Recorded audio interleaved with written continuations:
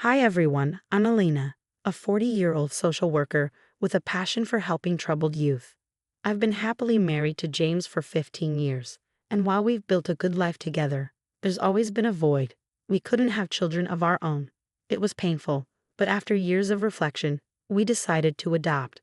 That's when Mia entered our lives, a 14-year-old girl with a tough history in foster care.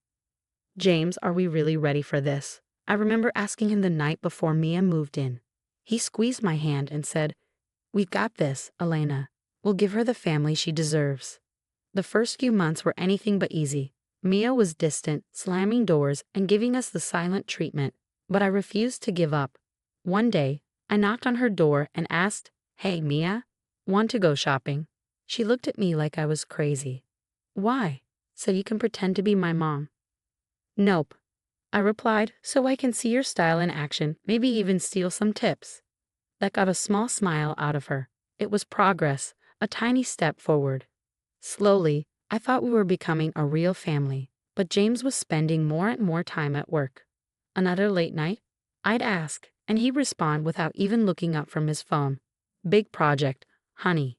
You understand." Thank goodness for Olivia, my best friend, who became my rock through it all. "You're doing amazing with Mia," she told me over coffee one morning.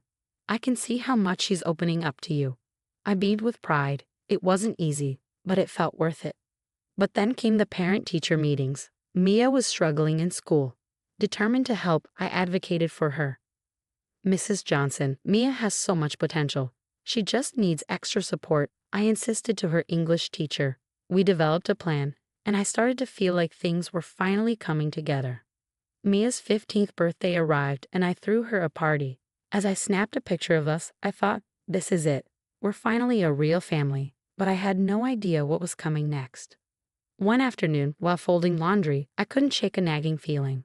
Mia had been acting distant, more secretive than usual. At first, I chalked it up to teenage mood swings, but something felt off. "Mia, honey, is everything okay?"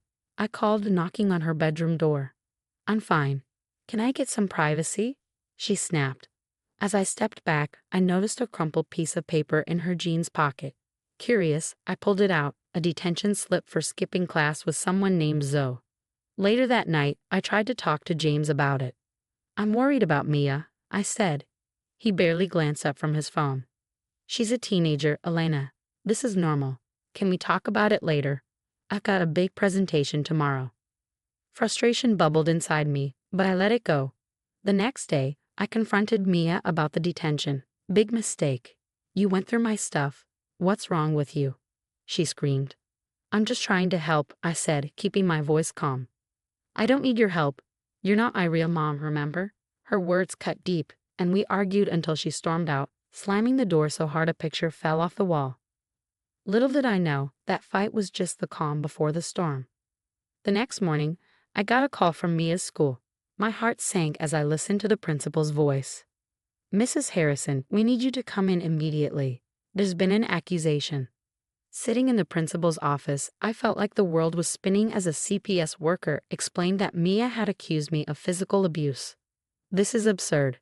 I stammered. "I would never." But the CPS worker remained stone-faced. "We have to take all accusations seriously," she said. When I got home, James was waiting for me, anger etched on his face. "How could you, Elena?" he demanded. "James, please, you know I'd never hurt Mia," I pleaded, but he wasn't listening. "I think you should leave," he said, running his hands through his hair. "James, no, please." "Just go, until we figure this out," he said coldly. I packed a bag with trembling hands, tears streaming down my face. As I walked toward the door, I caught a glimpse of Mia standing at the top of the stairs. For a brief moment, I thought I saw regret in her eyes, but it quickly vanished, replaced by a cold, unfeeling stare. I ended up on Olivia's doorstep, a sobbing mess. "Oh, honey," she said, pulling me into her arms. "We'll figure this out, I promise." As I lay on her couch that night, unable to sleep, one thought raced through my mind. How did everything fall apart so quickly? And more importantly, how on earth am I going to fix this? I woke up on Olivia's couch, my eyes puffy from crying. For a moment, I hoped it had all been a bad dream. But the ache in my chest told me otherwise. This was my new reality, and I had no choice but to face it head on. "We need a plan," Olivia said over coffee. "You can't just sit back and let them destroy your life." She was right. I nodded, feeling a new sense of determination rising within me. "I'm going to fight this." My first step was hiring a private investigator.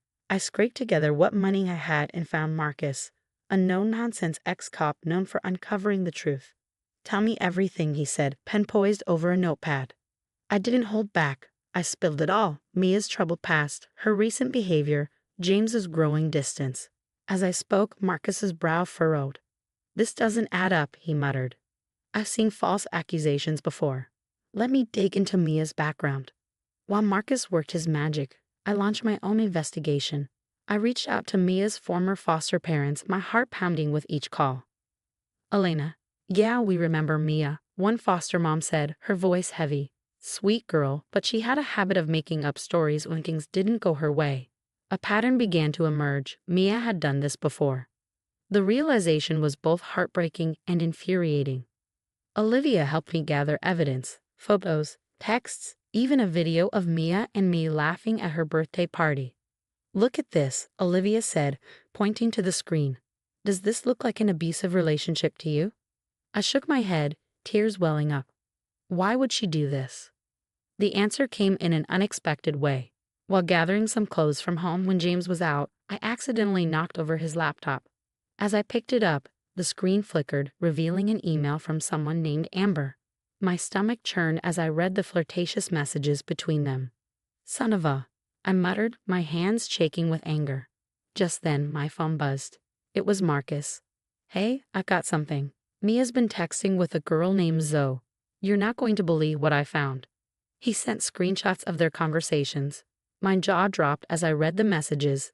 Zoe encouraging Mia to make up the abuse story. "It'll be easier to do whatever you want. Trust me, I've done it before." The pieces were starting to fall into place, but I still didn't understand why. That's when I got a call from an unexpected source: Mia's therapist. "Mrs. Harrison, I'm breaking confidentiality because I'm concerned," she said. "Mia admitted in our last session that she made up the abuse.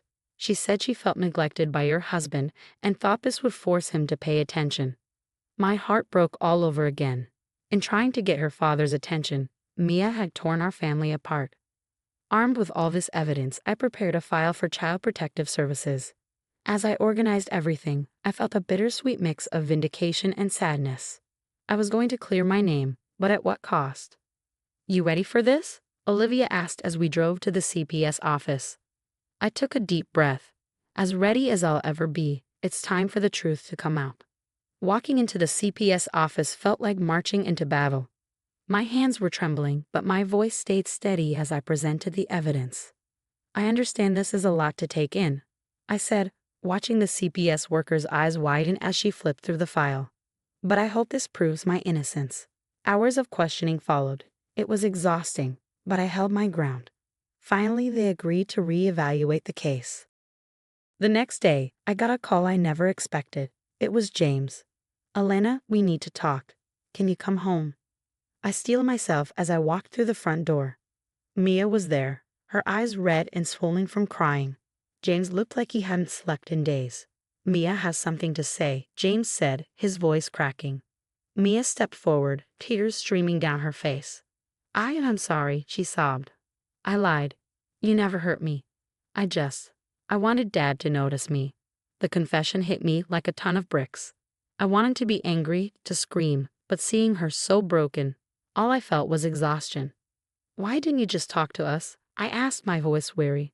"I tried," Mia cried. "But Dad was always working, and you're not my real mom. I thought if I caused trouble, he'd finally pay attention." James hung his head in shame. "I've been a terrible father and husband." That's when I dropped my own bombshell. "Speaking of being a terrible husband, want to tell me about Amber?" His face went pale. "How did you?" "It doesn't matter." I cut him off. "What matters is that we're done. I'm filing for divorce." The next few weeks were a whirlwind. Mia was mandated to attend intensive therapy. James moved out, his affair exposed at work, leaving his reputation in shambles.